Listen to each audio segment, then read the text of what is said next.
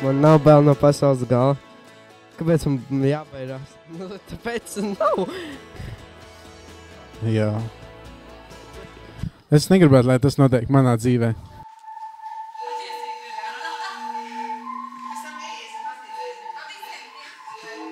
Tad, kad es dzīvoju, jo tad es varētu neredzēt savus bērnus un savus mazbērnus. Patiesībā nē. Tāpēc man liekas, tāda nebūs.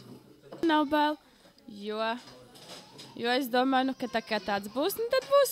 Tā jābūt, un būs baigi labi. Man? Nē. Pēc, kad es domāju, ka tas būs interesanti. Nu, mazliet jā. Tāpēc, kad tas var būt sāpīgi. Nē. Gan jau būs un neizbēgt. Nebūs laika baidīties. Kamēr es šajā pasaulē būšu, droši vien tas vēl nebūs. Jā, jo man diezgan patīk dzīvot. Jā, tāpēc, ka man ļoti patīk šī pasaule patiesībā. Man liekas, ka Dievs ir diezgan skaisti radījis. Un vēl ir ļoti daudz cilvēku, kuriem nav cerības dzīvē, kuriem nav pamata, kuriem nav mana ģimene arī, viņi nepazīst Dievu.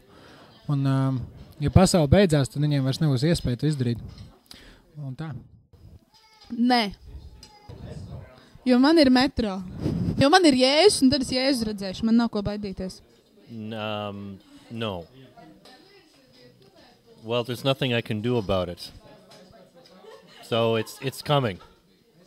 But I don't think it's coming as soon as people think it's coming. Gan jā, gan nē. Tu teici, ka tu gribi ierakstīt, kā es ēdu.